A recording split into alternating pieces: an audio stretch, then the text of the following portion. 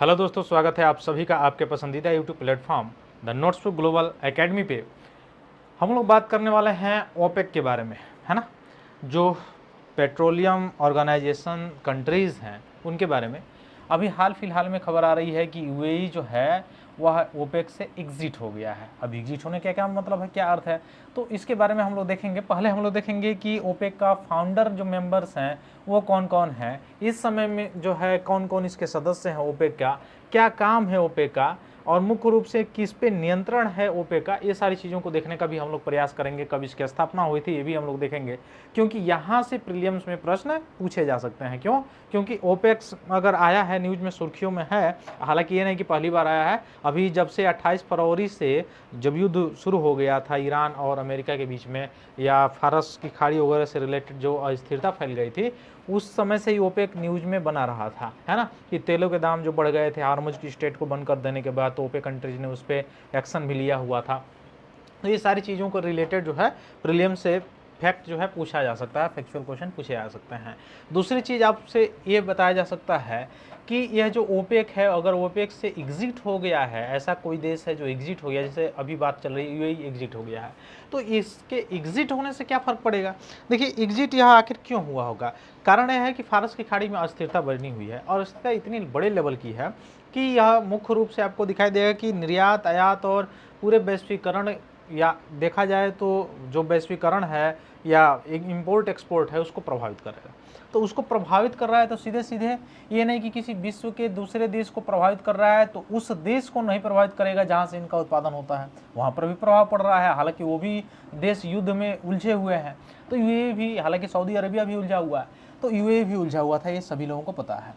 उसके बाद से यूएई यह रास्ता इसलिए निकाला है क्योंकि वह चाहता है कि, चूंकि ओपेक कंट्री जो है वह क्या करते हैं, निर्णय लेते हैं तेलों के, जो कच्चे तेल होते हैं उनका दाम को से रिलेटेड तय करने से रिलेटेड, रेट तय करने से रिलेटेड।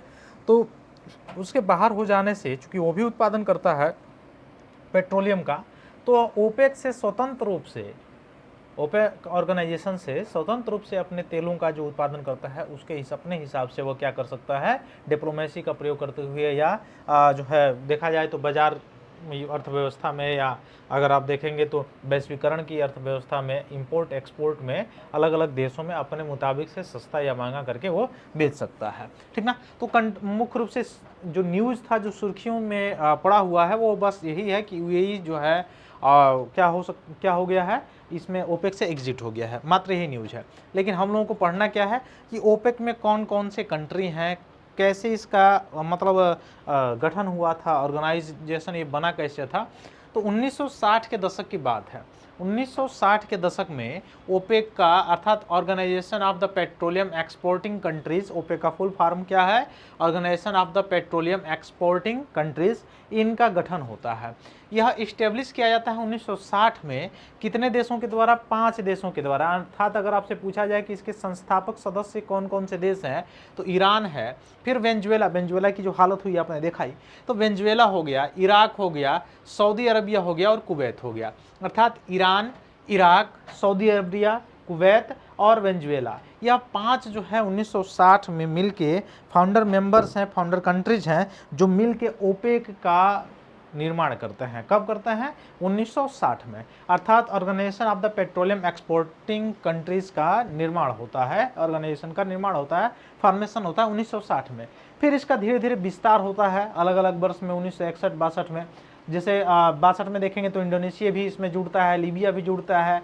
ये 1967 में आपको दिखाई देगा कि यूएई भी इसमें जाके जुड़ता है। 1969 में अल्जीरिया भी जुड़ता है ओपेक से। 1970 में आपको दिखाई दे देगा कि और भी अलग अलग कंट्री, नाइजीरिया हो गया, इक्वेटर जो है, या मुख्य रूप से गैबोन हो गया, ये भी देश इसमें जुड़ते चले जाते हैं। तो ओपेक प्लस हो जाता है, ठीक ना। तो ओपेक, हालांकि ईरान भी इसमें जुड़ जाता है ना, ईरान तो पहले से ही था, सॉरी, रसिया भी इसमें जुड़ जाता है, तो यहाँ ओपेक प्लस हो जाता है, ठीक है। तो ओपेक प्लस में आपको दिखाई देंगे जो फाउंडिंग मेंबर हैं या जो मेंबर्स हैं, अल्जीरिया, कांगो या equatorial Guinea, Gabon, Iran, Iraq, Kuwait, Libya, Nigeria, Saudi Arabia, UAE और वेनेजुएला है। साथ साथ नॉन ओपेक मेंबर्स अगर देखा जाए तो अजरबैजान, बहरीन, फिर आपको दिखाई देगा कजाकिस्तान, मलेशिया, मैक्सिको, ओमान, रसिया, साउथ सूडान, ये जो भी है नॉन ओपेक मेंबर भी इसमें शामिल है ओपेक प्लस में, ठीक ना। तो ओपेक प्लस का ऑब्जेक्टिव क्या है, तो रिस्पांस करना कि जो falling oil prices due to increase US shale oil output, उसको नियंत्रित करने का मुख्य रूप से इसमें काम है। की मेंबर में आपको दिखाया जाएगा तो इसमें रसिया है, वर्ल्ड का 3rd लार्जेस्ट ऑयल प्रोड्यूसर 2022 में था, है ना। तो ओपेक प्लस आपको दिखाई देगा एक अलग से। लेकिन ओपेक की अगर आपसे पूछी जाए कि ओपेक का फॉर्मेशन कब होता है, 1960 में होता है, और 5 कंट्री मिलके करते हैं 1960 में, Iran, Venezuela, Iraq, Saudi Arabia और कुवैत मिलके करता है। यूएई इसमें ज्वाइन करता है 1967 में, और हाल फिलहाल में न्यूज आ रही है कि यूएई इससे क्या हो गया है, एग्जिट हो गया है। अब ओपेक यानी ऑर्गेनाइजेशन ऑफ पेट्रोलियम एक्सपोर्टिंग जो कंट्रीज हैं, इसमें आपको दिखाई देगा कि कौन कौन इस समय है, तो कतर है, ईरान है, इक्वाडोर है, वेनेजुएला है, यूएई है, तो हालांकि यूएई तो अभी एग्जिट हो गया, इराक हो गया, लीबिया हो गया, फिर कुवैत हो गया, अल्जीरिया हो गया, सऊदी अरबिया हो गया, नाइजीरिया हो गया और अंगोला हो गया। ये सभी जो कंट्री हैं आपको दिखाई देंगे ओपेक में शामिल हुए हैं, है ना। तो यूएई से क्या हो गया है, एग्जिट हो गया है। तो ग्लोबल ऑयल मार्केट में सबसे बड़ा भूचाल जब आया, जब यूएई जो है क्या किया, ओपेक को अचानक क्या कर दिया, एग्जिट कर दिया, ये ओपेक से अचानक एग्जिट हो गया, बाहर आ गया, ठीक ना। बल्कि सऊदी अरबिया और यूएई पावर स्ट्रगल का खुला संकेत भी एक तरह से एक देखा जा रहा है या कहा जा रहा है।